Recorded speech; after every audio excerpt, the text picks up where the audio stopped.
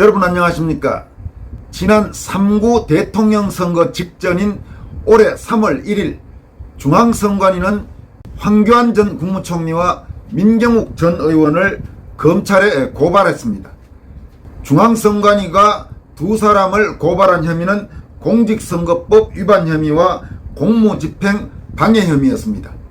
당시 중앙선관위는 검찰에 고발하면서 황교안 전 총리와 민경욱 전 의원이 신문 광고와 집회 발언, 유튜브 채널 등을 통해 사전투표가 조작된다는 허위사실을 유포했다고 주장하면서 고발했습니다. 당시 선관위는 두 사람이 부정선거를 위한 비밀 임시사무소 설치, 사전투표 용지의 불법 도장 사용, 법적 근거 없는 QR코드 사용, 투표지 분류기에 외부 인터넷망을 연결해 투표 조작 등의 허위사실을 퍼뜨렸다고 주장했습니다. 선관위는 또 이들의 소위 허위 주장에 대응할 인력을 선관위가 투입하게 함으로써 결과적으로 선거관리 업무 집행을 방해한 혐의도 있다고 주장했습니다. 그래서 그 앞쪽 부분은 공직선거법 위반, 그리고 대응할 인력을 투입하게 한 부분을 공무집행 방해 혐의, 이렇게 해서 검찰에 고발한 것입니다. 이 사건은 검찰에서 서울중앙지검 공공수사 2부에 배당됐다가 경찰로 이송된 뒤 서울 영등포 경찰서가 수사를 해왔습니다. 그럼 선관위가 황교안 전 총리와 민경욱 전 의원을 선거법 위반 등의 혐의로 고발한 이 사건은 결국 어떻게 결론이 났을까요? 모두 무혐의입니다. 그러니까 황교안 전 총리와 민경욱 전 의원은 죄가 없다는 이야기입니다. 다른 말로 하면 중앙선관위의 고발이 무리했다는 그런 이야기가 됩니다. 이번 사건을 수사해온 서울 영등포경찰서는 지난 23일 공직선거법 위반과 공무집행 방해 등 혐의로 고발된 황교안 전 총리와 민경욱 전 의원을 혐의 없음, 즉 무혐의로 해서 불송치 결정, 그러니까 검찰에 사건을 넘기지 않고 종결한다고 밝혔습니다. 경찰 관계자는 유사한 사례들의 판례를 검토한 결과 혐의가 없다고 판단해 불송치 결정을 내렸다고 밝혔습니다. 중앙선관위가 고발한 그 혐의 자체가 법적으로 문제가 되지 않는다는 겁니다. 다시 말해서 거듭 이야기하지만 선관위의 고발이 무리했다는 이야기가 된다는 겁니다. 이에 대해 선관위 관계자는 불송치 결정서를 송달받는 대로 이의 신청을 할지 여부를 검토할 예정이라고 말했습니다. 이 고발 사건과 관련해서는 사실 지난 7월 11일 민경욱 전 의원에 대해서 무혐의 결정으로 불송치 결정이 날 것 같다는 보도를 이미 해드린 바가 있습니다. 그 당시 민경욱 전 의원의 법률 대리인인 박주현 변호사가 불송치 결정 사실을 공개했고, 이를 다시 민경욱 전 의원도 공개하면서 민경욱 전 의원의 경우 불송치 결정이 나는구나라는 그런 내용은 보도를 했습니다만은 황교안 전 총리 부분에 대해서 당시까지는 뚜렷하게 어떤 결론 같은 것이 공개되지 않았습니다. 그러다가 8월 25일 오늘 황교안 전 총리와 민경욱 전 의원이 모두 경찰에서 무혐의 결정을 해서 불송치 결정을 하기로 했다, 이런 내용이 공개됐습니다. 경찰의 불송치 결정, 무혐의 결정이 나온 뒤 황교안 전 총리는 저와 부방대의 주장이 옳았습니다라고 밝혔습니다. 황교안 전 총리는 입장문을 통해서 경찰이 저에 대해 선거법 위반 혐의가 없다고 판단하고 검찰 불송치 결정을 했다고 말했습니다. 황 총리는 선관위는 지난 3구 대선에 앞서 저를 선거법 위반 혐의로 고발했다면서 제가 신문 광고, 집회, 시위 현장 발언, 유튜브 등을 통해 대선 사전투표가 조작된다는 등 사전투표 조작서를 제기해 유권자들의 투표 참여를 방해했다는 혐의였다고 설명했습니다. 황 총리는 이어서 그런데 경찰은 제가 옳다고 판단하여 혐의 없음 결정을 내렸다면서 저는 저들이 부정선거를 위해 비밀 임시사무소 설치, 사전투표 용지에 투표관리관 불법 도장 사용, 법적 근거 없는 QR코드 사용, 투표지 분류기에 외부 인터넷망 연결 등을 했다고 주장했는데 이 주장이 허위사실이 아니라는 것이고, 제가 부방대를 투입하여 선거관리 업무 집행을 방해했다는 저들의 주장은 잘못된 것이라는 것입니다 라고 말했습니다. 황 전 총리는 선관위는 이의 신청 여부를 검토할 예정이라고 한다. 그러니 아직도 선관위가 정신 못 차렸다고 지적을 받는 것이라면서 저는 중앙선관위가 저를 고발한 직후 즉시 중앙선관위원장 노태학을 무고로 검찰에 고발했다고 밝혔습니다. 그러면서 저들이 저를 선거법 위반으로 고발한 것이 혐의 없다면 저를 고발한 저들의 행위는 바로 무고 아니겠습니까? 라고 반문했습니다. 황교안 총리는 정의로운 결과가 내려져야 한다면서 이제 선거 정의를 세워야 한다고 강조했습니다. 또 민경욱 전 의원은 이날 사필 규정이라고 짤막하게 코멘트를 했습니다. 앞서 지난 7월 11일 처음 민경욱 전 의원에 대한 불송치 무혐의 결정이 나왔을 때 민경욱 전 의원은 다음과 같이 밝힌 바가 있습니다. 사전투표를 하지 말라고 했다고 선거법 위반 혐의로 선관위가 저를 고발한 사건에 대해 경찰 조사를 받았는데 혐의 없다는 결론이 났다는 통보가 왔습니다. 박주현 변호사가 예를 써줬습니다. 감사합니다. 사전투표를 하지 말라는 얘기는 보다 안전한 당일 투표를 하라는 얘기입니다. 저를 고발한 선관위를 무고죄로 고발하겠습니다. 이렇게 밝힌 바가 있습니다. 선관위가 황교안, 민경욱 두 사람을 고발한 사건이 모두 무혐의 결정이 난 만큼 선관위가 이제 입장이 난처해졌습니다.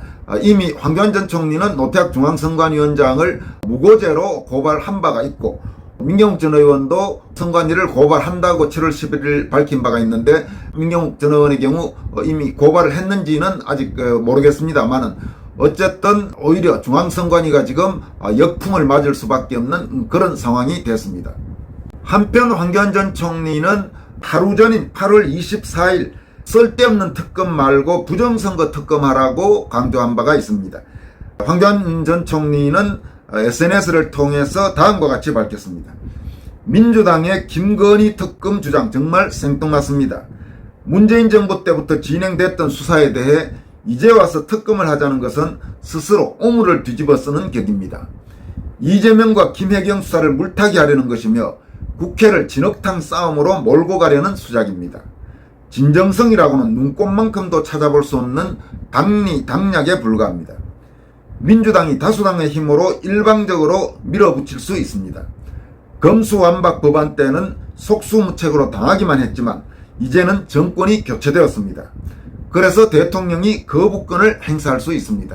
그러니까 이게 무슨 말이냐 하면 문재인 정권 시절에 소위 검찰 수사권 완전 박탈 검수완박법을 민주당이 다수 의석을 무기로 밀어붙였죠. 그리고 문재인이가 바로 퇴임하기 직전에 그걸 결재해서 통과를 시켜버렸죠. 그렇지만 이제는 민주당이 무리한 법안을 만약에 통과시킬 경우 지금 김건희 특검이 말도 안 되는 이야기죠. 김건희 특검 법안을 통과시키더라도 윤석열 대통령이 거부권을 행사해버리면 이제 민주당이 국회에서 하는 것들을 막을 수가 있는 상태입니다. 그러니까 주도적으로 윤석열 정부나 현재 집권 여당인 국민의힘이 어떤 법을 통과시킬 수는 없지만 왜냐하면 집권 여당이 소수인 상태이기 때문에 그러나 적어도 대통령의 거부권이라는 무기가 있기 때문에 민주당이 국회에서 통과시키는 법이라도 그게 무슨 3분의 2 의석을 넘는 건 아니기 때문에 대통령이 거부권을 행사하면 무리한 법안을 막을 수는 있는 지금 그런 상황이 되어 있다는 이야기입니다. 이어가도록 하겠습니다. 정치를 희화화하는 특검을 주장할 것이 아니라 제대로 된 특검, 즉 부정선거 특검을 실시해야 합니다. 대법원은 126건의 선거소송 중 겨우 2건만 판결을 내렸는데 그마저도 증거와 정언이 무시된 엉터리 재판이었습니다. 정의와 상식을 바로 세우기 위해서라도 부정선거 특검으로 국민 앞에 진실을 밝혀야 합니다. 이 사항은 황교안 전 총리, 황교안 전 자유한국당 대표가 민주당이 주장하는 김건희 특검을 쓸데없는 특검이라고 비판하면서 그런 특검 말고 꼭 필요한 부정선거 특검을 하자 이렇게 촉구한 내용입니다. 다음으로 전해드릴 소식은 지난 3구 대선을 앞두고 소위 제2드루킹이 활동한 사실이 드러났다는 그런 내용입니다. 여러분 아시다시피 드루킹 사건이란 것은 문재인이 대통령 되기 전에 좌파 세력이 저질렀던 여론 조작 사건이죠. 그런 비슷한 행태를 이번 대선 직전에도 시도했다는 그런 내용입니다. 지난 대선 직전에 윤석열 국민의힘 후보가 대장동 특혜 개발에 연루됐다고 주장하는 내용의 게시물을 만들어서 다수의 주요 대형 커뮤니티 사이트에 올리고 그 게시물에 대한 추천수를 조작해서 유명 커뮤니티 상단에 노출시킨 신드루킹의 존재가 경찰에 확인됐습니다. 서울지방경찰청은 3구 대선 직전인 3월 7일 새벽, 그러니까 바로 대선 이틀 전이죠. 컴퓨터 등을 이용해 한 달에 2천만 명이 이용하는 커뮤니티 사이트인 MLB 파크, 소위 엠팍에서 기계적 조작으로 특정 게시물의 추천수를 올린 용의자를 서울 동부지검에 기소 의견으로 넘겼다고 밝혔습니다. 경찰 등에 따르면 이 용의자는 컴퓨터 등을 이용한 업무방해 혐의를 받고 있습니다. 대선 직전인 3월 6일 오후 9시 22분에 좌파 성향의 한 인터넷 매체는 윤석열 국민의힘 대선 후보가 대장동 특혜 개발에 연루되어 있다는 주장, 사실 엉터리 주장이죠. 무슨 윤석열이 대장동 특혜 개발에 연루되어 있겠습니까? 이런 주장을 담은 영상물을 제작 유포했습니다. 몇 시간이 지난 3월 7일 새벽 국내 주요 대형 커뮤니티 사이트에 이 영상물을 요약한 게시물이 올라왔고 순식간에 압도적인 추천을 받아서 화면상 눈에 띄는 자리를 차지했는데 이 과정에서 부정한 조작이 있었던 것이라는 겁니다. 엠팍의 경우 새벽 2시 53분 화천대유는 윤석열의 봐주기 수사가 시작이었군요 라는 제목의 글이 올라왔는데 이 글에 만 10시간도 지나지 않은 그날 낮 12시 40분 기준으로 2330개의 추천이 붙었다고 합니다. 그러면서 이 글은 단숨에 메인 화면에 추천 순서로 보기 상단을 차지했는데 엠팍에서 추천 2330개는 평소 최다 추천의 10배 육박하는 수준이라고 합니다. 그러니까 전형적인 좌파들이 지금까지 여론조작을 해온 그런 행태라고 할 수 있겠죠.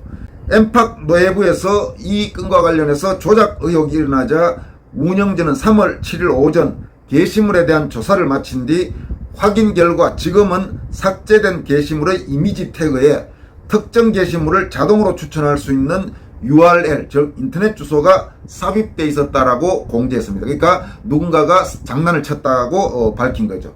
이어서 최다 추천 게시물 자동 추천 URL이 삽입된 게시물을 업로드한 사용자를 업무방해 혐의로 경찰청에 고발했다고 밝혔습니다. 지금 이런 일들은 당시 엠팍만 그런 게 아니었습니다. 이 문제의 보도는 3월 6일 오후 각종 커뮤니티에 게시물로 올라갔고 대부분의 커뮤니티에서 추천 최상위권을 차지했습니다. 그러니까 별다른 문제의식 없이 보는 사람들은 이게 오늘의 가장 중요한 뉴스구나 하고 그걸 보면서 꼬박 속아 넘어가는 거죠. 그게 아주 노골적인 좌익은 말할 것도 없고 좀 판단이 애매한 사람들 있지 않습니까? 좌익 성향 이런 데 뭐 올라오면 그걸 믿고 그렇게 믿어버리는 사람들, 그런 사람들한테는 아주 직접적인 영향을 미치죠. 그런 사람들이 늘 지금까지 항상 좌익 세력들에 속아서 선동에 넘어가고 그런 일들이 벌어졌죠. 그게 바로 광우병 난동 때도 그랬고 박근혜 대통령 부당 탄핵 때도 그랬고 그런 일들이 지금까지 여러 차례 반복돼 왔는데 항상 이런 식의 장난이 들어간 경우가 많았죠. 그러면서 이 좋아요 수가 조회수보다 많은 게시물이 발견되는가 하면 있을 수가 없는 이야기죠.